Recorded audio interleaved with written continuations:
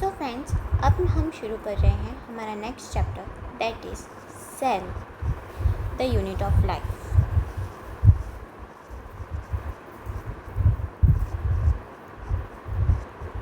सो friends, ये chapter one of the very important chapter है। इसमें 3 क्वेश्चंस तो आते ही हैं, मतलब ये 12 मार्क का चैप्टर है बेटा। नीट के लिए वेरी इंपॉर्टेंट चैप्टर है और ये आपका बेस भी बनाता है। इसके बाद आप जेनेटिक सेल साइकिल वाला चैप्टर कर सकते हो और उसके बाद फिर जेनेटिक्स आप कर सकते हैं। फिर चैप्टर बहुत बेस बनाने वाला फंडामेंटल चैप्टर भी है, ठीक है। सो अभी हम पढ़ेंगे बेटा सेल के बारे में। सो इसमें क्या है बेसिकली कि सेल जो होता है, ठीक है, उसको हमने basic structural and functional unit of life माना है। Basic structural and functional unit of life, ठीक है। अभी सेल जो है बेटा वो इंडिपेंडेंट एग्जिस्टेंस। सो बेटा सेल जो होता है वो इंडिपेंडेंट एग्जिस्टेंस कर सकता है,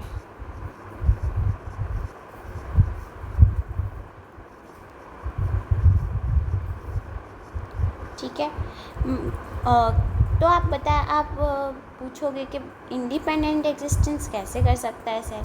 तो बेटा हम अगर बात करते हैं यूनिसेलुलर ऑर्गेनिज्म की, ठीक है, जैसे बैक्टीरिया है, जैसे यूनिसेलुलर ऑर्गेनिज्म जैसे कि हमारे पास हो गए बैक्टीरिया, हमारे पास हो गए प्लाज्मोडियम, पैरासाइट, फंगी, ये सारे यूनिसेलुलर ऑर्गेनिज्म है बेटा। तो ये भी तो अपना इंडिपेंडेंट एग्जिस्टेंस करते हैं, ये क्या नहीं करते बेटा इंडिपेंडेंट एग्जिस्टेंस। तो सेल कैपेबल होगा इंडिपेंडेंट एग्जिस्टेंस के लिए, तभी तो वो ये कर रहा है ना, तभी तो वो बेटा जी ये कर रहा है। एक सेकेंड, जस्ट एक सेकेंड।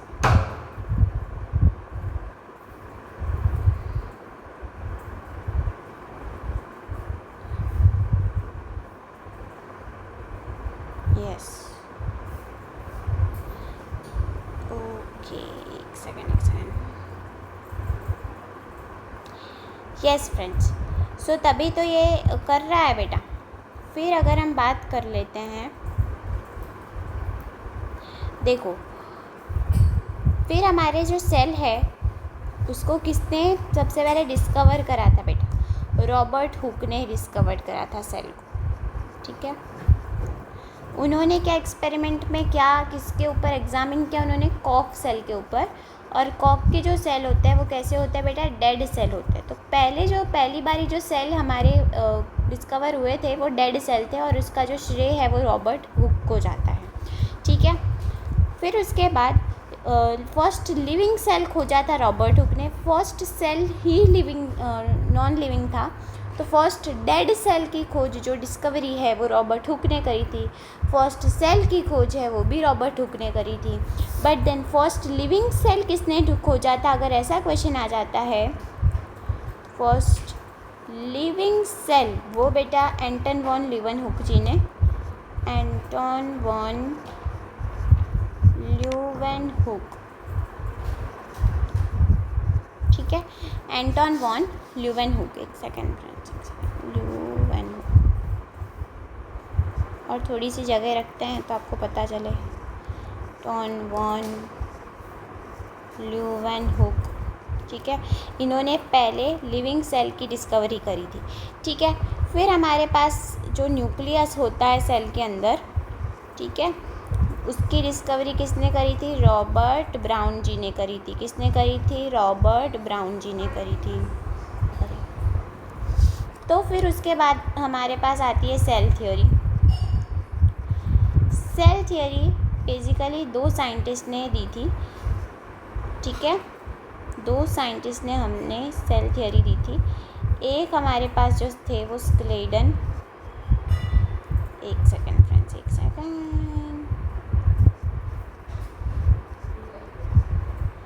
Schleiden and Schwann.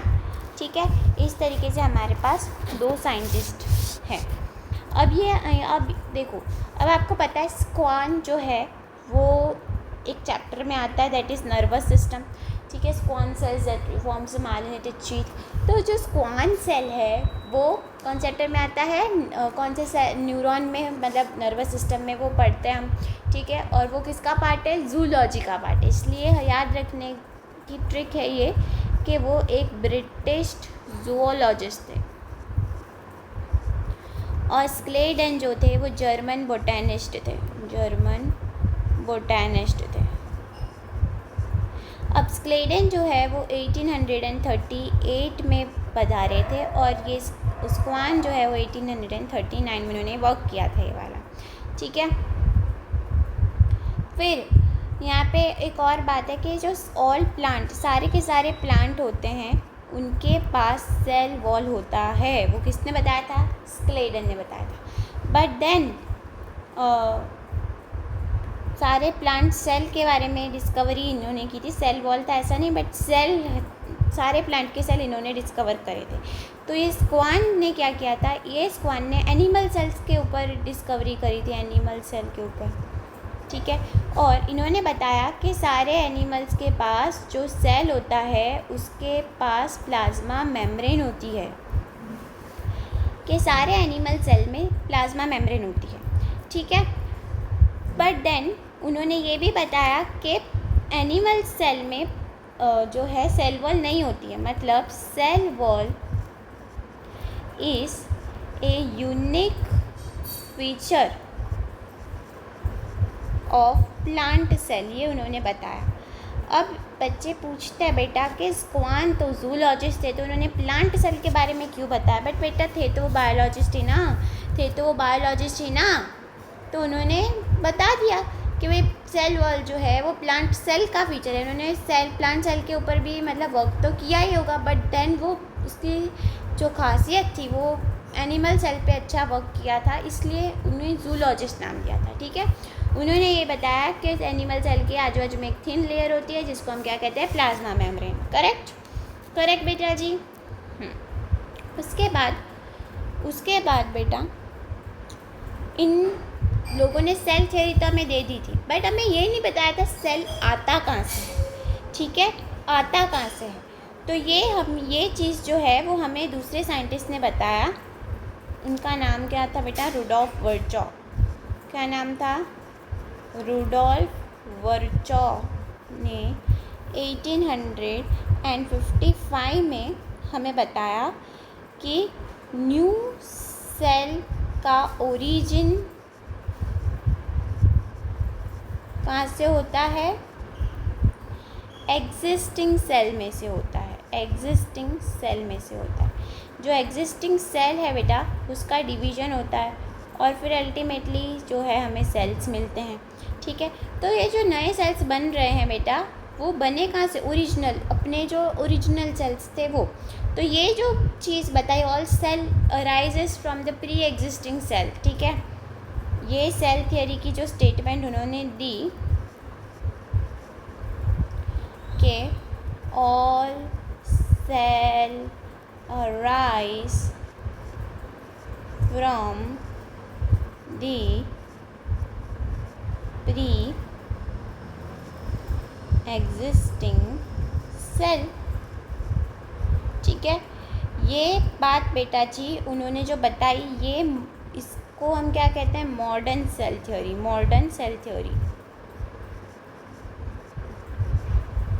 ठीक है, ओके। फिर अब हमने सेल के बारे में सारी एक चीज़ें पढ़ ली है। देखो कि जो सेल होता है that is the one of the basic unit of life. Cell जो है वो स्ट्रक्चर एंड फंक्शन यूनिट है लाइफ का, उसका इंडिपेंडेंट एग्जिस्टेंस पॉसिबल है। और हमारी एनसीईआरटी एक लाइन मेंशन करती है कि anything less than cell is not considered as living. मतलब जो वायरस है बेटा जी वो वो एक पर्टिकुलर सेल नहीं है, मतलब उसमें जेनेटिक मटेरियल है, प्रोटीन कोड, कैप्सिड है, बट उसके सेल अलाइंड नहीं है, तो वो लिविंग कंसिडर नहीं होता। जब वो होस्ट के अंदर होता है तब वो लिविंग कंसिडर होता है, बट देन बाहर वो नॉन लिविंग कंसिडर होता है। ठीक है, तो anything less than a cell is not considered as living. फिर बेटा जी हमारे पहले सेल की डिस्कवरी का श्रेय रॉबर्ट हुक को जाता है। पहले उन्होंने कॉर्क सेल के ऊपर मतलब अपना काम करा और बता दिया कि भाई ये सेल है। उन्हें कॉर्क सेल में क्या दिखा कि भाई एक हनी कूम जैसा स्ट्रक्चर नज़र आया सेल का, लाइक दिस सी। इस तरीके से उनको हनी कूम जैसा स्ट्रक्चर नज़र आया सेल का। और वो ऑफ कोर्स डेड सेल्स थे बेटा। कॉर्क के सेल्स लिविंग सेल्स थोड़ी ना होते हैं, वो तो डेड सेल थे।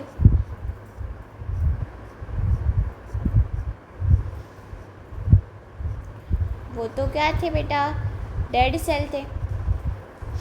तो उन्होंने इस तरीके से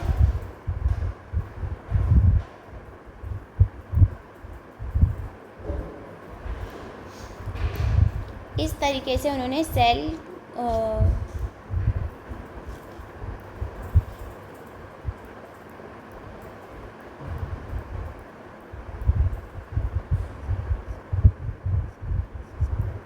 ठीक है, इस तरीके से उन्होंने सेल्स की डिस्कवरी करी थी। ठीक है, आपको समझ में आया होगा।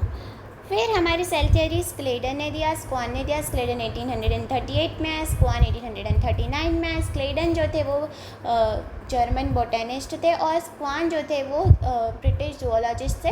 उन्होंने बताया कि जो सेल वॉल है वो एक यूनिक फीचर है प्लांट सेल का, और एनिमल सेल में सेल वॉल नहीं होता। उसमें एक थिन मेम्ब्रेन होता है जो कि एनिमल सेल को सराउंड करता है, जिसको हम प्लाज्मा मेम्ब्रेन कहते हैं। एंड उसके बाद रुडोल्फ वर्चो आए 1855 में। उन्होंने बताया कि जो भी सेल है वो एग्जिस्टिंग सेल्स में से बनता है। और उन्होंने एक बहुत अच्छा एक वर्ड दिया था बेटा, ओमनी सेल्यूला ई सेल्यूला, जिसका मतलब है all the cells arise from the pre existing cell. Correct. अब बेटा जी चलिए अब आगे शुरू करते हैं हम। ओके, उसके बाद हम ओवरव्यू ऑफ सेल पढ़ने वाले बेटा। Overview of cell. अब देखिए, हमने सबसे पहले प्लांट सेल पढ़ा जो कि एक ऑनियन सेल था बेटा, उसको एग्जामिन करा।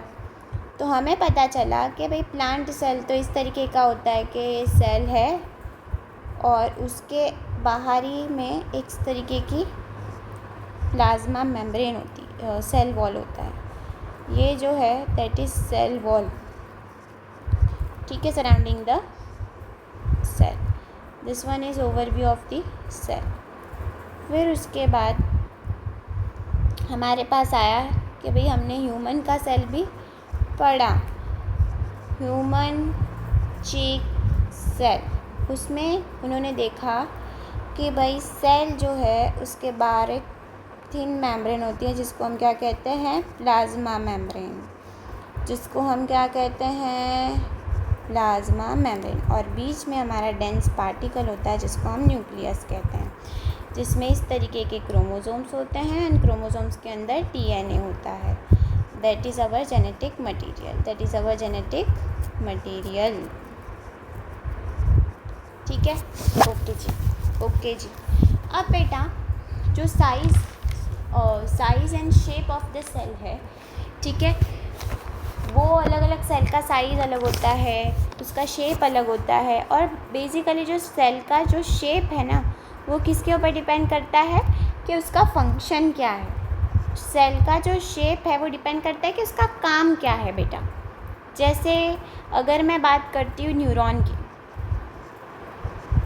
तो उसका इस तरीके से लॉन्ग ऐसे स्लेंडर जैसा शेप होता है, इस तरीके से पतला होता है और इस तरीके से होता है। ठीक है, होता है कि नहीं, ठीक है, ऐसा कुछ होता है। तो ऐसे लंबा स्ट्रक्चर क्यों है, क्योंकि उसका काम है कि भाई नर्व इम्पल्स को ट्रांसमिट करवाना, नर्व इम्पल्स को ट्रांसमिट करवाना उसका काम है। इसलिए भगवान ने उसको इस तरीके का शेप दिया है। समझ में आ रहा है। तो सेल जो शेप है बेसिकली वो डिपेंड करता है कि उसका काम क्या है, उसका फंक्शन क्या। और इसके ऊपर अलग अलग शेप होता है, जैसे डिस्क शेप हो गया, जिस तरीके से पॉलीगोनल शेप हो गया, कॉलमनर शेप हो गया,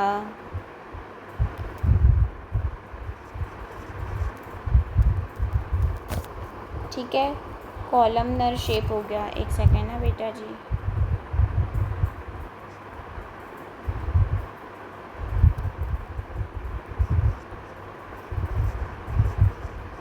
ठीक है। फिर क्यूबॉइडल शेप हो गया। इरेगुलर शेप किसका होता है बेटा? WBC का होता है। फिर पॉलीगोनल शेप होता है, क्यूबॉइडल शेप होता है, कॉलमनर शेप होता है, कॉलमनल नहीं बेटा, कॉलमनार, एक सेकेंड, कॉलमनार शेप होता है, ठीक है। फिर अगर हम साइज़ की बात कर लेते हैं,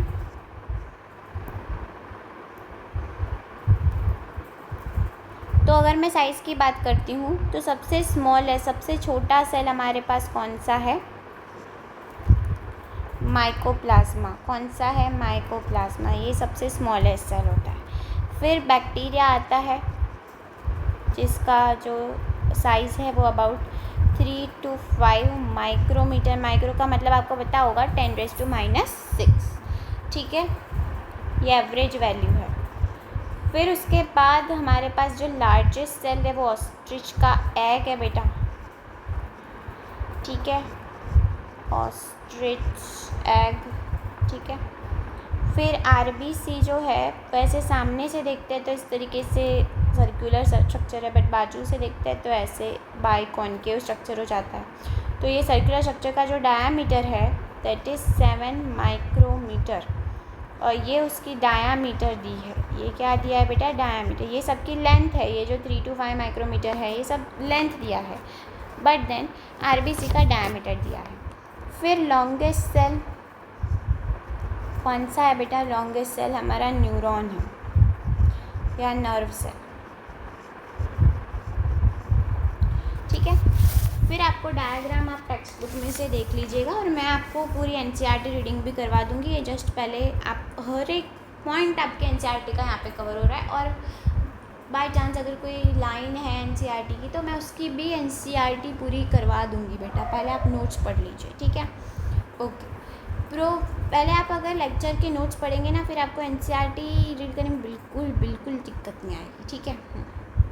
अब देखिए, सबसे पहले अभी हमने क्या पढ़ा? Smallest cell mycoplasma, largest cell ostrich का अंडा, लॉन्गेस्ट सेल न्यूरॉन। बैक्टीरिया का साइज़ 3 to 5 माइक्रोमीटर, और RBC का जो डायामीटर है दैट इज़ 7 माइक्रोमीटर, करेक्ट।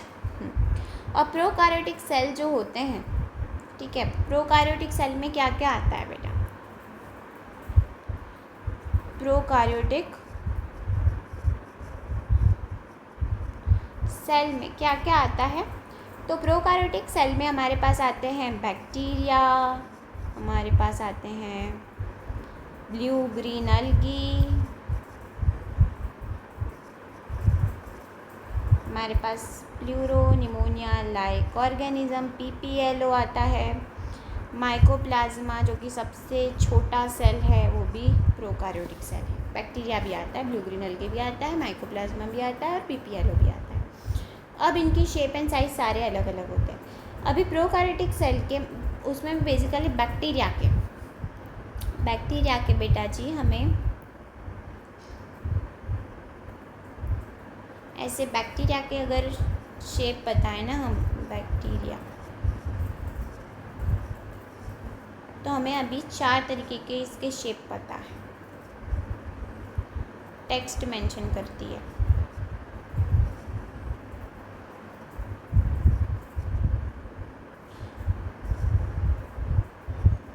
देखिए, सबसे पहला जो हमारे पास शेप आता है दैट इज बैसिलस। बैसिलस मतलब ऐसे रॉड जैसा, इस तरीके से, ठीक है। फिर उसके बाद आता है कॉकस मतलब कि सर्कल, स्पीयर लाइक। फिर आता है विब्रियो इस तरीके का होता है, कॉमा जैसा ऐसे। और फिर हमारे पास आता है स्पिरिलम, दैट इज इस तरीके से स्पाइरल जैसा होता है।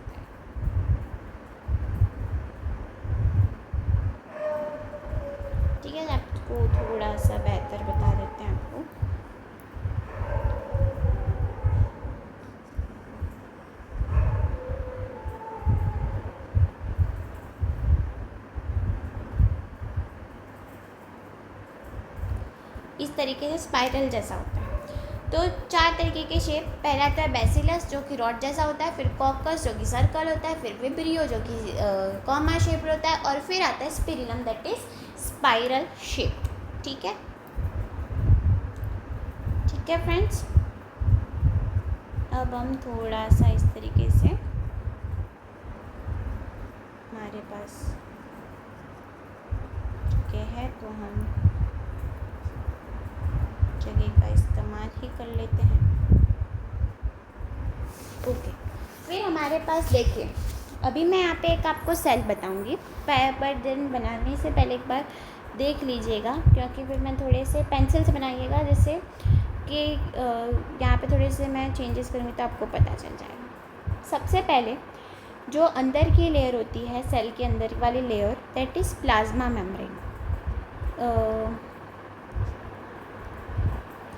सबसे जो सेल के अंदर वाली लेयर होती है, ओ माय इस तरीके से प्लाज्मा मेम्ब्रेन होती है ऐसे।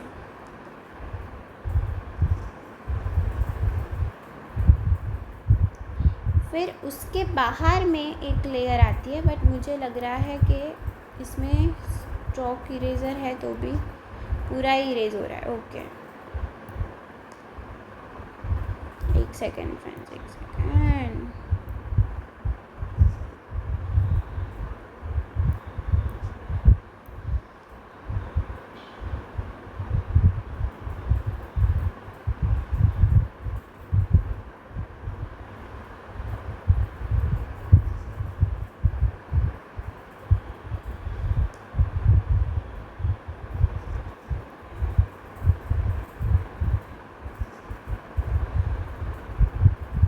ओके,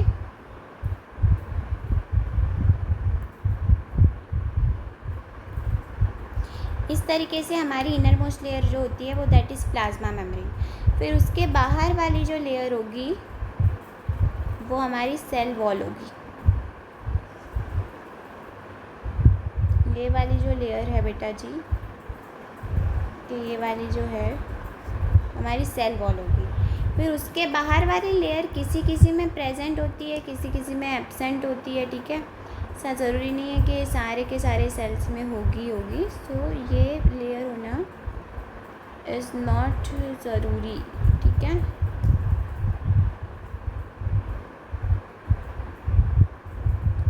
तो इस तरीके से ये लेयर को हम ग्लाइकोकैलिक्स कहते हैं। तो जो सबसे इनर मोस्ट लेयर है वो हमारी क्या है, प्लाज्मा मेम्ब्रेन। फिर उसके बाहर वाली लेयर सेल वॉल, फिर उसके ये बाहर वाली लेयर ग्लाइकोकैलिक्स, और ये तीन हमारे बनाते हैं सेल एनवेलप। क्या बनाते हैं बेटा, सेल एनवेलप। ठीक है, अब यहाँ पे जो ये हमारे पास प्लाज्मा मेम्ब्रेन है उसके कुछ प्रोजेक्शंस होते हैं। उसके बेटा जी ऐसे कुछ प्रोजेक्शंस होते हैं इनवर्ट, जैसे आपको हम बता देते हैं।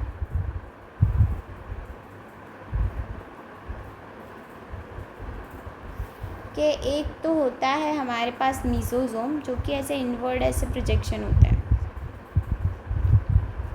एक हमारे पास है मीसोजोम, फिर एक हमारे पास इस तरीके से है क्रोमेटोफोर। ठीक है, फिर अंदर हमारे पास इस तरीके से जो काफ़ी सारे हमारे पास होते हैं जो कि मेम्ब्रेन बाउंड ऑर्गेनेलिस नहीं हैं। ये राइबोसोम है, ये हमारा सर्कुलर डबल स्टैंडर्ड डीएनए है जो कि मेम्ब्रेन बाउंड अगेन नहीं है। ये है हमारे पास प्लाज्मिड एंड ओके। फिर यहाँ पे हमारे पास ये जो है दैट इज़ पिल्ली। ठीक है, और यहाँ पे फ्लैजेला भी होता है जो कि मूव करने में मदद करता है। इस तरीके से लॉन्ग ऐसे होता है, दिस वन इज़ फ्लैजेला। और यहाँ पे ऐसे ब्रिशल्स लाइक भी होते हैं पूरे सेल में, इस तरीके से ब्रिशल दैट इज़ फिम्ब्रिए। ठीक है, दैट इज़ फिम्ब्रिए। और इसमें कुछ स्ट्रक्चर्स होते हैं जो कि खाना स्टोर कर, दैट इज़ इंक्लूजन बॉडीज़। अभी हम इसको लेबल कर लेते हैं। ये वाला स्ट्रक्चर मैंने आपको क्या बताया था बेटा, प्लाज्मिड, फिर ये फिम्ब्रिए, ये इंक्लूजन बॉडीज, इंक्लूजन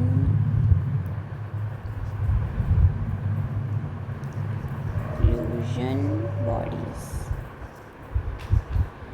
फिर ये सर्कुलर डबल स्टैंडर्ड डीएनए, ये पिल्लाई। फिर जो अंदर जो मसाला होता है बेटा, अंदर ये जो मसाला है उसको हम क्या कहते हैं, साइटोप्लाज्म। ये जो अंदर सारा मसाला है दैट इज़ साइटोप्लाज्म।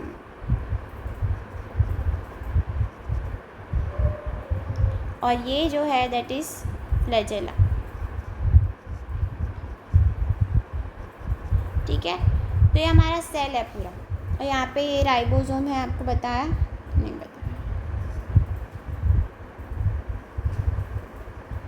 तो बेटा यहाँ पे ये राइबोसोम है और ये प्रोकार्योटिक सेल है, तो कौन सा राइबोसोम होगा, 70S राइबोसोम। ठीक है, अब इनका जो सर्कुलर डबल स्टैंडर्ड डीएनए है, जो डीएनए है बेटा सर्कुलर डबल स्टैंडर्ड, वो पहली बात नेकेड है। इनका सर्कुलर है, डबल स्टैंडर्ड है, नेकेड डीएनए है। और इसमें हिस्टोन प्रोटीन नहीं होता है, इसमें कोई भी तरीके के हिस्टोन प्रोटीन नहीं होते हैं, पर इसमें होते हैं पॉलीअमाइन्स। इसमें क्या होते हैं बेटा, पॉलीअमाइन्स, जो कि सारा डीएनए का काम करते हैं। बट हिस्टोन प्रोटीन नहीं होते हैं डीएनए में, इसमें होते हैं पॉलीअमाइन्स, जो प्रोकार्योटिक सेल। ठीक है, ओके जी। अब ये सबका हम डिस्कशन डिटेल में नेक्स्ट हमारे पेज पे कर लेते हैं। हाँ तो बेटा जी चलिए शुरू करते हैं अब हमारा सेल एनवेलप। सेल एनवेलप, तो बेटा जी सेल एनवेलप जो होगा वो बेसिकली 3 चीज़ों से बनता है। सबसे पहला तो जो है दैट इज़ ग्लाइकोकैलिक्स। ये क्या करता है, surrounds cell wall of, cell wall को सराउंड करता है। किसी किसी प्रोकार्योट्स में सेल वॉल होता है, मतलब किसी किसी में ग्लाइकोकैलिक्स होता है, किसी किसी में नहीं होता। अब ये बना किसका होता है बेटा, ये न्यूक्लियो पॉलीसैकेराइड का बना होता है। Nucleo, it is made up of nucleo polysaccharide. ठीक है, एंड डिफरेंट कंपोजिशंस होते हैं, डिफरेंट थिकनेस होती है, different composition and different thickness. इसके कंपोजिशन भी अलग अलग होते हैं और थिकनेस भी अलग अलग होती है। मतलब कहीं कहीं पे ऐसे ये रिजिड स्ट्रक्चर बना देता है, थिक स्ट्रक्चर बना देता है, तो हम इसको बोलते हैं कैप्सूल। कहीं कहीं पे लूज शीट बनाता है, एकदम पतला, तो हम इसको बोलते हैं बेटा स्लाइमी लेयर। क्या बोलते हैं, स्लाइमी लेयर।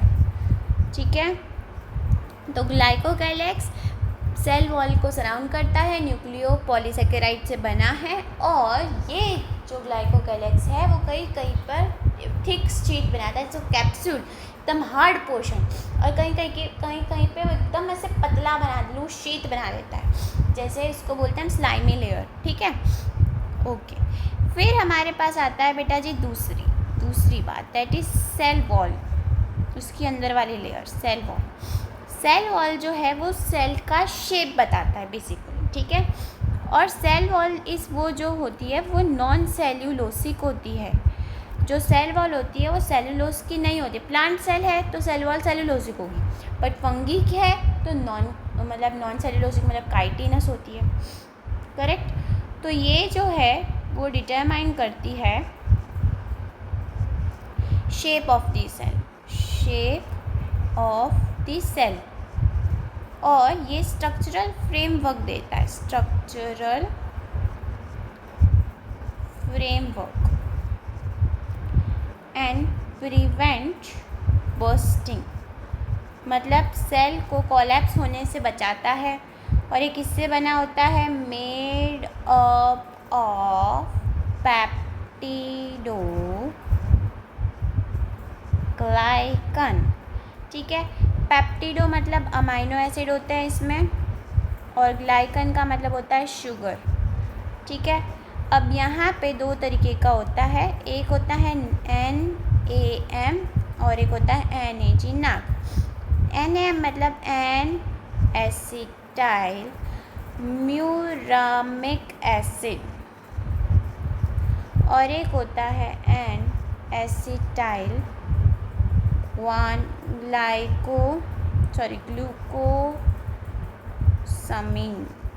ग्लूकोसामीन। ठीक है, N acetyl glucosamine, N muramic acid होता है और एन एसिटाइल ग्लूकोसामीन होता है। ठीक है, तो इस तरीके से दो होता है।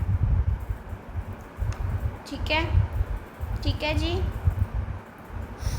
फिर हमारे पास होता है next, that is plasma membrane.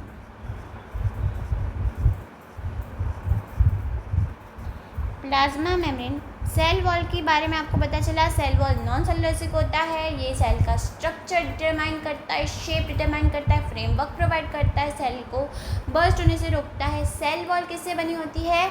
Peptidoglycan से, और NAG मतलब एन एसिटाइल ग्लूकोसामाइन, और NAM N acetyl muramic acid से बनी होती है। और ग्लाइकोकैलिक्स जो है वो बेटा जी न्यूक्लियोपेप्टिडोग्लाइकन से बना होता है, सॉरी न्यूक्लियो पॉलीसैकेराइड से बना होता है, न्यूक्लियो पॉलीसैकेराइड से बना हुआ होता है। ठीक है,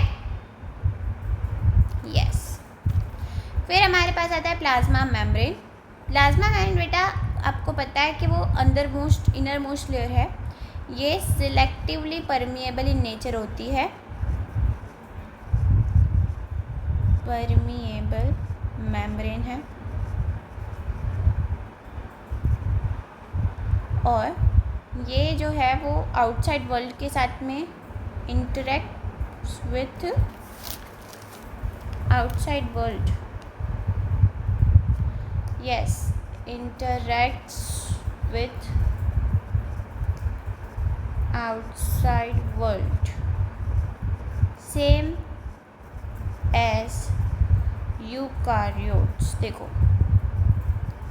यहाँ पे सेल है, उसकी सेल की प्लाज्मा मेम्ब्रेन है, तो ये जो सेल का अंदर का जो सब चीज़ें हैं और बाहर के एनवायरनमेंट, मतलब इसके बाहर सपोज आ गया हमारे पास ये सेल वॉल आ गया, फिर उसके बाहर आ गया हमारे पास इस तरीके से ग्लाइकोकैलिक्स आ गया।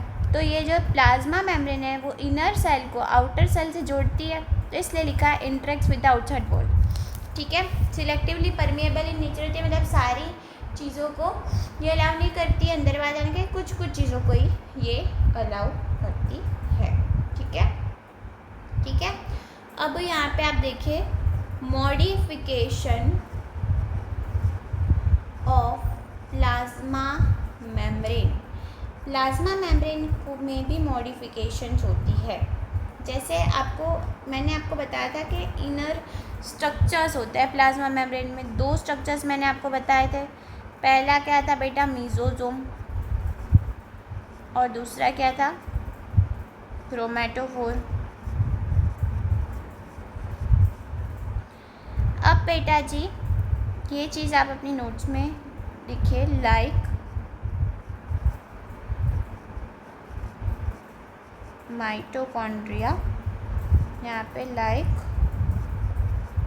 क्लोरोप्लास्ट, इनका काम। ठीक है, ये इस तरीके के होता है, PYQ भी रह चुका है, तो आप इसको अच्छे से लिखिए। 2014 में ये पूछा गया था। तो बेटा मीसोजोम को लैमेलोजोम भी कहते हैं। क्यों लैमेलोजोम कहते हैं? क्योंकि इनकी जो शेप होती है बेटा जी वो लैमेला शेप भी होती है, ये ट्यूब शेप के भी होते हैं और ये वेसिकल शेप के भी होते हैं। ठीक है, फिर इनका काम क्या है बेटा? इनका काम है रेस्पिरेशन, cell wall formation,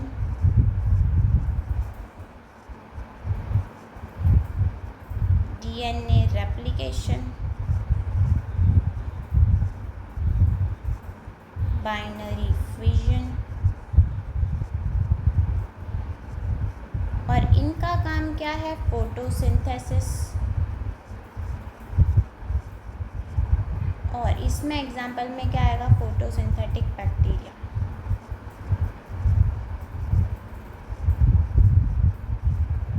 यहाँ में क्रोमेटोफोर होता है। बेटा जी क्रोमेटोफोर का काम फोटोसिंथेसिस करवाना होता है। मिसोजोम का जो शेप है वो लैमेला जैसा होता है, ट्यूब जैसा होता है, वेसिकल जैसा होता है, तो उसको लैमेलोजोम उसके हिसाब से, शेप के हिसाब से उसका नाम हम दे देते हैं। अब मिसोजोम का काम क्या होता है? रेस्पिरेशन करवाना, एनर्जी प्रोड्यूस करवाना, बेसिकली रेस्पिरेशन करवाना, डीएनए रेप्लिकेशन करवाना एंड बाइनरी फिजन तो हो ही जाएगा, डीएनए रेप्लिकेट करेगा तो सेल वॉल फॉर्मेशन भी मिसोजोम का ही काम है। तो एक बार रिवाइज कर लेते हैं। Cell envelope, inner most layer होती है प्लाज्मा मेम्ब्रेन। प्लाज्मा मेम्ब्रेन जो है बेटा जी वो सिलेक्टिवली परमिएबल इन नेचर होती है। वो कुछ सब्सटेंस को अलाउ करती है, कुछ सब्सटेंस को अलाउ नहीं करती है, और वो इंटरेक्ट करती है आउटसाइड वर्ल्ड के साथ में, सेम एज यूकारियोट। और उसकी मॉडिफिकेशंस मिसोजोम होती हैं, क्रोमेटोफोर्स आपको बता दिया। फिर उसके बाद है हमारे पास उसके outermost layer cell wall. Mesosome cell wall formation में मदद करता है। सेल वॉल नॉन सेलुलोसिक होती है, वो पेप्टिडोग्लाइकन से बनी होती है, NAG या NAM मतलब N acetyl glucosamine and N acetyl muramic acid, correct. और जो ये सेल वॉल है बेटा जी वो सेल को बर्स्ट होने से रोकती है। ये एक स्ट्रक्चर, एक फ्रेमवर्क प्रोवाइड करती है सेल को। और बेटा जी आउटर मोस्ट लेयर जो है वो ग्लाइकोकैलिक्स है। ग्लाइकोकैलिक्स कुछ सेल में होता है, कुछ सेल में होता नहीं है। ग्लाइकोकैलिक्स बेटा जी वो बेसिकली न्यूक्लियोपॉलीसेकेराइड से बना है, और कहीं से कहीं वो थिन मेम्ब्रेन, थिन स्ट्रक्चर्स बनाता है, that is slimy layer, and कहीं कहीं पे थिक स्ट्रक्चर बना देता है, दैट इज कैप्सूल। ठीक है, ओके। अब बेटा जी हम थोड़ा सा और पढ़ लेते हैं ग्लाइकोकैलिक्स के बारे में।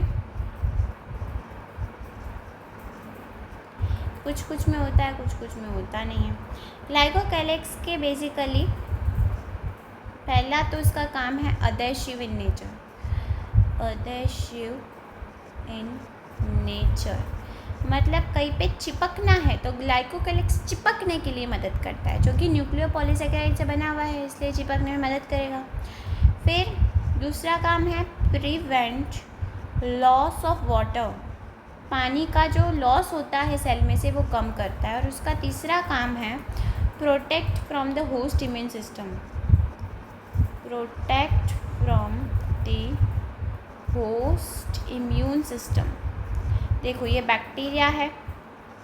बैक्टीरिया अगर ह्यूमन में इन्फेक्शन बैक्टीरिया से टिटनस हो जाता है, बैक्टीरिया से स्मॉल पॉक्स, ये सारी डिसीज बैक्टीरिया से ही होते हैं। टाइफॉइड भी बैक्टीरिया से होता है। फिर बैक्टीरिया से सेल निमोनिया, ये सब कुछ बेटा जी माइक्रो ऑर्गेनिज्म करवाते हैं। तो ये जो है इसके ऊपर जो ऐसे ग्लाइकोकैलिक्स लेयर होती है सेल के, ये वाली लेयर जो होती है, पहली बात कहीं पे चिपकना है, बराबर स्टिकिंग, चिपकना है, उसमें मदद करता है, मतलब इसका एडेसिव नेचर है। ठीक है, इसमें पानी, वाटर की कमी नहीं होने देगा, वाटर लॉस नहीं होने देगा। और ये जो बैक्टीरिया है वो अल्टीमेटली होस्ट में जाएगा। ठीक है, कोई अगर होस्ट है तो उसमें ये बैक्टीरिया जा रहा है, तो ये बैक्टीरिया, ये होस्ट की इम्यून सिस्टम तो बैक्टीरिया को देखेगी तो क्या करेगी? एंटीबॉडीज़ बनाएगी, करेक्ट। तो ये बैक्टीरिया का जो ग्लाइकोकैलिक्स है वो उसके immune system of the host में प्रोटेक्ट करता है, immune system of the host से प्रोटेक्ट करता है। ठीक है बेटा जी, ठीक है। फिर उसके बाद जी हमारे पास है, एक सेकेंड हाँ, हमारे पास फिर आएंगे राइबोसोम्स बेटा। राइबोसोम के तो ऐसे सब यूनिट होते हैं। प्रोकार्योट्स में 70S का होता है, तो 2 होता है 30S 50S। अब आप बोलोगे 30S 50S तो 80S हो जाते हैं प्लस करने पर, बट ये एडिटिव नहीं होता है बेटा। मीटर प्लस कर देते हो, ऐसे ये प्लस नहीं कर सकते हो। ठीक है, और ये मेम्ब्रेन लेस ऑर्गेनेली है, मेम्ब्रेन लेस ऑर्गेनेली है, और ये 70s है, और इसकी साइज़ बेटा जी 12 नैनोमीटर से लेकर 20 नैनोमीटर तक की इसकी साइज़ होती है। ये एनसीईआरटी मेंशन करती है 12 नैनोमीटर से 20 नैनोमीटर तक की साइज़ हमारे राइबोसोम की होती है, और ये अपना प्रोटीन खुद बनाता है, बल्कि ये बहुत प्रोटीन बनाता है, इसलिए उसको प्रोटीन फैक्ट्री भी कहा गया है। ठीक है, ट्रांसलेशन में इसीलिए तो ये प्रोटीन बनाने का काम करता है बेटा mRNA से। और अगर mRNA के ऊपर ट्रांसलेशन के वक्त ये बहुत सारे ऐसे चिपक जाते हैं तो आपको हम बताते हैं। इस तरीके से ये राइबोसोम है और वो mRNA के ऊपर चिपके वाया tRNA। ठीक है, तो ये जो स्ट्रक्चर है उसको हम क्या कहते हैं, पॉलीराइबोसोम, यहाँ हम इसको क्या कहते हैं, पॉलीसोम। करेक्ट। और ये बहुत इम्पॉर्टेंट है बेटा, ये राइबोसोम जो है बेसिकली वो राइबोन्यूक्लियोप्रोटीन से बना हुआ होता है। एक सेकेंड, राइबोन्यूक्लियोप्रोटीन से हमारा राइबोसोम बना हुआ होता है। RNA plus protein, ribosomal RNA plus protein, मतलब इसीलिए बोला है ribonucleoprotein. RNA ribonucleic acid and protein से बनाते हैं, इसलिए राइबोन्यूक्लियोप्रोटीन। Correct, yes. फिर इसमें है हमारे पास फ्लैजेला। क्या है बेटा, फ्लैजेला। ठीक है, और फ्लैजेला में होता है प्रोटीन, जिसको हम क्या कहते हैं, फ्लैजेलिन प्रोटीन। क्या कहते हैं बेटा जी, फ्लैजेलिन प्रोटीन। इसमें फ्लैजेलिन प्रोटीन में ट्यूब्यूलर प्रोटीन नहीं होता है, ट्यूब्यूलिन नहीं होता बेटा, ट्यूब्यूलिन नहीं होता है। और बेटा जी इसमें ट्यूब्यूलिन नहीं होता है, इसलिए 9+2 अरेंजमेंट भी नहीं होती है। ठीक है, तो ये फ्लैजेला जो है उसमें ये सब नहीं होता। जैसे देखिए ये सेल है, तो यहाँ पे फ्लैजेला है उसका, तो फ्लैजेला के इस तरीके से पहला तो उसका ये बेसल बॉडी होता है, फिर इस तरीके से हुक होता है, और फिर इस तरीके से ऐसे बड़ा सा स्ट्रक्चर होता है, इसको हम क्या कहते हैं, फिलामेंट। तो ये जो है बेटा वो बेसल बॉडी है, this one is hook, this one is filament. Filament बेटा जी लॉन्गेस्ट पार्ट होता है फ्लैजेला का। फ्लैजेला बेटा मूवमेंट के लिए मदद करता है बेसिकली। ठीक है, मूवमेंट में हेल्प करता है। ठीक है, तो एक बार फिर से पेज रिवाइज करवा देते हैं। ग्लाइकोकैलिक्स का काम क्या होता है बेटा, वाटर लॉस को कम करता है, एडहेसिव इन नेचर होता है, और इम्यून होस्ट के इम्यून सिस्टम से बचाता है। ठीक है, दूसरी बात है कि ये जो राइबोसोम की बात करी हमने कि वो प्रोटीन फैक्ट्री है, वो 70S होता है प्रोकार्योट में, उसके 2 सब यूनिट होते हैं 30S 50S, और ये बेटा जी mRNA पे चिपका हुआ होता है, तो इसको पॉलीराइबोसोम या पॉलीसोम कहा जाता है। और राइबोसोम का जो साइज़ है वो 12 नैनोमीटर से 20 नैनोमीटर तक का होता है।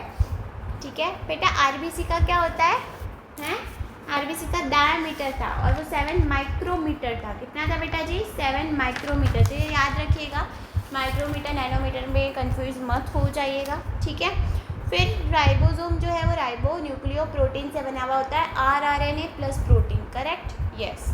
फिर फ्लैजेला के बारे में 3 पार्ट होते हैं, basal body, hook, and then आगे जो फ्लैजेला होता है, फिलामेंट होता है, वो फिलामेंट सबसे लॉन्गेस्ट पार्ट होता है बेटा।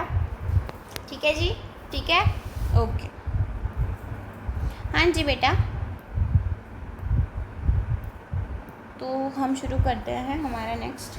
यस, फिर बेटा जी हमने आपको पीली बताया था, है ना, पीली, और हमने आपको फिम्ब्रिये भी बताया था। इन दोनों का कोई भी रोल नहीं होता है मोटिलिटी, ये दोनों मूवमेंट में कोई रोल नहीं प्ले करते हैं, नो रोल इन मोटिलिटी। फिर बेटा जी ये जो पिलाई है वो इस तरीके का ऐसे स्ट्रक्चर था ना, ऐसे, तो उसकी बात कर रहे हैं। ये लॉन्ग स्ट्रक्चर है, ये ट्यूब्यूलर स्ट्रक्चर है, ये पिलिन प्रोटीन से बना हुआ स्ट्रक्चर है, और ये कॉन्जुगेटेड स्ट्रक्चर है। फिम्ब्रिये में ब्रिशल लाइक स्ट्रक्चर है, ये भी एडेशन करवाता है बेटा जी, चिपकने में मदद करवाता है सबस्ट्रेटम एंड होस्ट के साथ में, सबस्ट्रेटम के साथ और होस्ट में भी वो चिपकने में मदद करता है। पिली जो है बेटा जी वैसे इंक्लूजन है, एक कॉन्जुगेटेड स्ट्रक्चर है, पिलिन प्रोटीन से बना है, एंड इसमें ट्यूब्यूलर स्ट्रक्चर है, मतलब ऐसे ट्यूब के जैसा स्ट्रक्चर है, ठीक है, ओके। फिर उसके बाद हमने पढ़ना है that is inclusion bodies. Inclusion bodies बेटा जी ये क्या काम करती है, ये खाना स्टोर करती है, reserve food in prokaryotes. Prokaryotes में खाना जो है बेटा जी स्टोर करती है इंक्लूजन बॉडी। ये अगेन राइबोसोम के जैसे मेम्ब्रेन लेस ऑर्गेनेली है। इसको ग्लाइकोजन ग्रेन्यूल, मतलब अगर ग्लाइकोजन को स्टोर करता है ग्लाइकोजन ग्रेन्यूल, फॉस्फेट ग्रेन्यूल अगर फॉस्फेट को स्टोर करेगा तो, एंड साइनोफासियन ग्रेन्यूल, ठीक है जी। इंक्लूजन बॉडीज इस तरीके से होती है और वो स्टोर करती है अंदर इस तरीके से खाना, ठीक है, खाना स्टोर करती है। और इंक्लूजन बॉडी मेम्ब्रेन बाउंड नहीं होती है, ठीक है। और इंक्लूजन बॉडी जो है उसमें ग्लाइकोजन ग्रेन्यूल होता है, phosphate granule and cyanophycean granule, correct. फिर उसके बाद हम गैस वैक्यूल के बारे में पढ़ लेते हैं बेटा जी। ये एक नॉन मेम्ब्रेन बाउंड स्ट्रक्चर है, ठीक है। अभी तक हमने कुछ भी मेम्ब्रेन बाउंड पढ़ा नहीं है इसमें। ये फोटोसिंथेटिक प्रोकार्योट्स में पाया जाता है।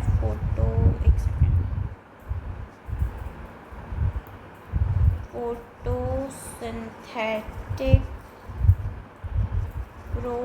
प्रोकार्योट्स में पाया जाता है बेटा, और ये 3 प्रकार का होता है। एक होता है बेटा जी ग्रीन सल्फर बैक्टीरिया में पाया जाता है, पर्पल या वायलेट सल्फर बैक्टीरिया में,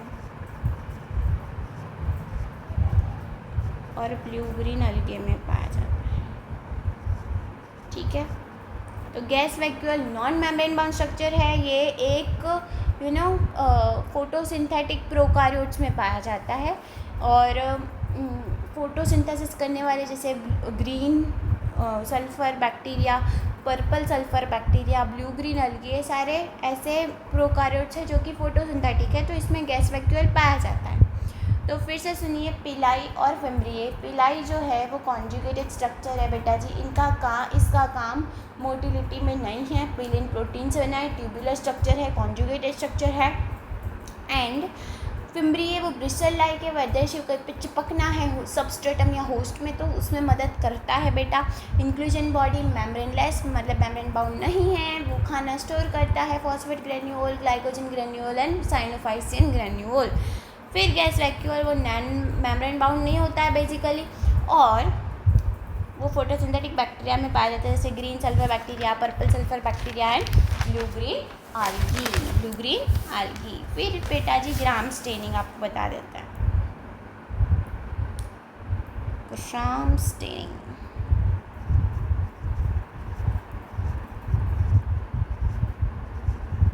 मतलब कुछ बैक्टीरियाज होते हैं बेटा जी।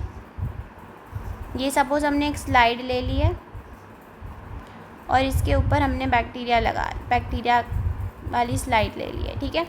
अब इसमें हमने क्या किया है, इसमें बेटा जी हमने क्रिस्टल वायोलेट की स्टेनिंग करी है, क्रिस्टल वायोलेट।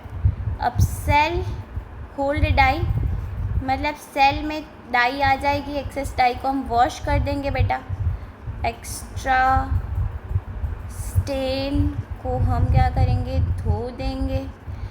फिर हम उसकी अल्कोहल में उसको थोड़ा सा डालेंगे, अल्कोहल ट्रीटमेंट करवाएंगे। तो अल्कोहल ट्रीटमेंट के बाद कुछ बैक्टीरिया में ये स्टेन रह जाता है, तो ऐसे बैक्टीरिया को हम क्या बोलते हैं, ग्राम पॉजिटिव बैक्टीरिया। और कुछ में लेस स्टेन रहता है, तो हम इसको क्या, लेस स्ट्रेन है मतलब देखो, पहले तो हमने क्रिस्टल वायलेट में डाला तो उसमें स्ट्रेन आ गया, फिर एक्सेस स्ट्रेन को हमने धो दिया।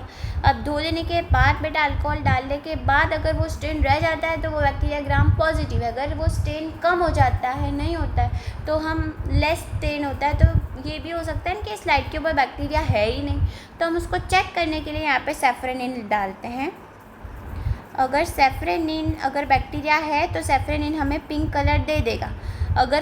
अगर बैक्टीरिया है तो पिंक कलर है, और इसका जो ब्लू कलर आना चाहिए था वो नहीं है बल्कि पिंक कलर है, तो उसका मतलब है कि बैक्टीरिया है तो भी क्रिस्टल वायलेट का स्टेन नहीं आया है। दैट मीन्स जो बैक्टीरिया है वो ग्राम नेगेटिव बैक्टीरिया है। ठीक है, ओके जी, ओके जी, यस। फिर अगर हम एक और बात कर लेते हैं प्लाज्मिड की। प्लाज्मिड क्या होता है, वो एक्स्ट्रा क्रोमोसोमल डीएनए है। प्लाज्मिड ये क्या है, एक्स्ट्रा क्रोमोसोमल डीएनए है। इसमें सर्टेन फिनोटिपिक कैरेक्टर होता है, certain phenotypic character. One of such character is antibiotic resistance.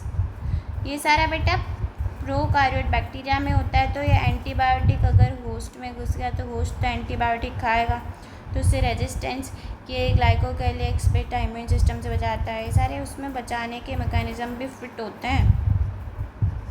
ठीक है, देखिए प्लाज्मिड जो है वो एक्स्ट्रा क्रोमोसोमल डीएनए है। बायोटेक में हम इसका और अच्छे से पढ़ेंगे, वेक्टर की जैसे यूज़ होता है इसमें बेटा। और एक्स्ट्रा क्रोमोसोमल डीएनए इसमें कुछ कैरेक्टर्स होते हैं, फिनोटिपिक कैरेक्टर्स। ये एंटीबायोटिक से रेजिस्टेंस प्रोवाइड करता है, इसका एक कैरेक्टर ये है, और ये बैक्टीरिया ट्रांसफॉर्मेशन में मदद करता है। करेक्ट, फिर से सुन लीजिए। पीली फिम्ब्रियाई के बारे में हमने बताया, ठीक है। फिर हमने आपको बता दिया इंक्लूजन बॉडीज़ के बारे में, फिर हमने आपको बताया गैस वैक्यूल के बारे में, ठीक है। फोटोसिंथेटिक बैक्टीरिया में तो नॉन मेमोरेबल ग्राम स्टेनिंग आपको बता दिया। एंड फिर प्लाज्मिड, ये प्लाज्मिड बेटा जी एक्स्ट्रा क्रोमोसोमल डीएनए है, इसके फिनोटाइप कैरेक्टर है। एक ये है कि एंटीबायोटिक रेजिस्टेंस प्रोवाइड करता है और बैक्टीरियल ट्रांसफॉर्मेशन करवाता है। सो बेटा जी अभी हम आपको प्रोकार्योटिक एंड यूकार्योटिक के बीच में अंतर बता देते हैं, फिर हम क्लास को एंड करते हैं बेटा। एक सेकेंड, जस्ट एक डिफरेंस आपको बता देते हैं। Prokaryotic cell and eukaryotic cell. Eukaryotic cell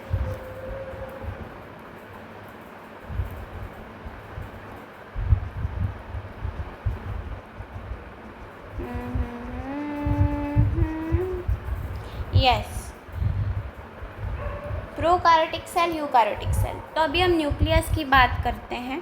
हमने पढ़ा बेटा प्रोकार्योटिक में न्यूक्लियस नहीं होता, न्यूक्लियोइड होता है। नेकेड न्यूक्लियस होता है बेटा जी, सर्कुलर डबल स्टैंडर्ड न्यूक्लियस होता है जिसमें कोई न्यूक्लियर मेम्ब्रेन नहीं होती है, और इसलिए उसको क्या नाम दिया था हमने, क्या नाम दिया था, न्यूक्लियोलस नाम दिया था, न्यूक्लियोइड नाम दिया था। ठीक है, तो इसमें नो न्यूक्लियर मेम्ब्रेन, इसलिए इसको हमने क्या नाम दिया, न्यूक्लियोइड नाम दिया। ये पहली बात, सर्कुलर डीएनए डबल स्टैंडर्ड होता है, यहाँ पे जो होगा वो लीनियर डबल स्टैंडर्ड डीएनए होगा, और इसमें मेम्ब्रेन बाउंड होगा अच्छे से, ये मेम्ब्रेन बाउंड न्यूक्लियस होता है, और इसमें ये नेकेड होता है क्योंकि मेम्ब्रेन बाउंड नहीं है इसलिए। फिर इसमें नो हिस्टोन प्रोटीन आपको बताया था, इसके जगह क्या होता है बेटा, पॉलीअमाइंस होता है ना, और इसमें हिस्टोन प्रोटीन प्रेजेंट होता है, और ये नॉट नेकेड नहीं होता बेटा, मेम्ब्रेन बाउंड होता है, ठीक है, यस। फिर बेटा जी हमने साइज़ की बात करी थी, पहले तो एक सेकेंड ना, आपको थोड़ा सा पता चले।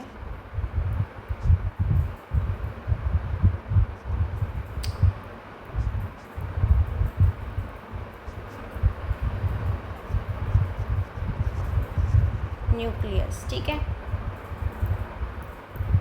अब यहाँ पे देखिए साइज़ कैसी है बेटा, स्मॉल, छोटी सी साइज़ है 1 to 2 माइक्रोमीटर, 1 to 2 माइक्रोमीटर। और इसमें जो साइज़ होती है वो थोड़ी सी ऐसे बड़ी होती है, 10 से 20 माइक्रोमीटर। ये बेटा एनसीईआरटी में है। प्रोकार्योटिक सेल में जो न्यूक्लियस होता है वो 1 से 2 माइक्रोमीटर होता है, यूकार्योटिक में 10 से 20 होता है। ऑस्ट्रिच सेल सबसे बड़ा सेल होता है, सबसे छोटा सेल माइकोप्लाज्मा होता है। आरबीसी का जो डायामीटर है वो 7 माइक्रोमीटर होता है। बैक्टीरिया का जो साइज़ है वो 3 to 5 माइक्रोमीटर होता है। और बेटा जी मैंने आपको बताया राइबोसोम का साइज़ 12 to 20 नैनोमीटर्स होता है। और उसी तरीके से प्रोकार्योटिक सेल का न्यूक्लियस जो है वो 1 to 2 माइक्रोमीटर होता है। यूकार्योटिक सेल का जो न्यूक्लियस है वो 10 से लेकर 20 माइक्रोमीटर तक का होता है, 10 से लेकर 20 माइक्रोमीटर तक का होता है। फिर इसके बाद अगर हम बात करते हैं बेटा जी, तो इसके बाद हम सेल वॉल की बात करते हैं। तो हमें प्रोकार्योटिक में बताया था कौन से मटेरियल से बनी होती है, पेप्टिडोग्लाइकन से बनी हुई होती है। कौन से मटेरियल से बनी हुई होती है, पेप्टिडोग्लाइकन। और देखो प्लांट जो है वो प्लांट सेल वो यूकार्योटिक है, बट प्रोकार्योटिक सेल मेरा प्लांट सेल नहीं बेटा। प्रोकार्योटिक सेल का मतलब होता है bacteria, blue green algae, PPL, pleuropneumonia like organism, mycoplasma. It is not plant cell. Plant cell में तो सेलुलोज होता है, फंगी भी वो यूकार्योटिक सेल है, ठीक है। तो इसमें एनिमल्स में नो सेल वॉल होता नहीं है, एनिमल्स भी यूकार्योट होता है। प्लांट भी यूकार्योट है, इसमें सेल वॉल है बट ये सेल्यूलोसिक होता है, सेल्यूलोसिक।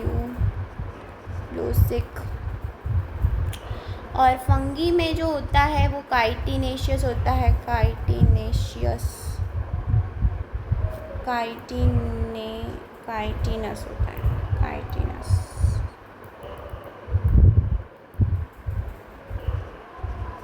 ठीक है, ओके। फिर हम सेल ऑर्गेनेली की बात करते हैं बेटा। सेल ऑर्गेनेली सेल ऑर्गेनेली किस तरीके की होती है, ओनली मेम्ब्रेन बाउंड,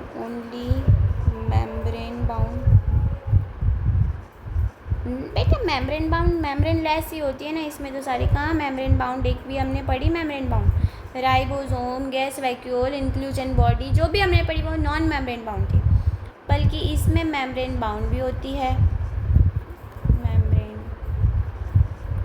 होती है, और मेम्ब्रेन लेस भी होती है जैसे कि राइबोसोम, ठीक है। फिर उसके बाद बेटा राइबोसोम की बात कर लेते हैं। राइबोन्यूक्लिक एसिड, राइबोन्यूक्लियोप्रोटीन से बना हुआ है ये, और इसमें 70S का होता है, इसके 2 सब यूनिट 30S 50S। इसमें बेटा 80S का होता है, इसके 2 सब यूनिट 40S 60S, ठीक है जी। फिर हम बेटा जी बात कर लेते हैं फ्लैजेला। फिर हम वैक्यूल की बात करेंगे, ठीक है। तो फ्लैजेला यूकार्योटिक सेल में होता है बेटा, हाँ होता तो है, बट फ्लैजेला जो प्रोकार्योटिक में होता है उसमें 9+2 अरेंजमेंट नहीं होती है। बट इसमें होती है। इसमें ट्यूब्यूलिन प्रोटीन नहीं होता है, बट इसमें वो चीज़ होती है। ठीक है।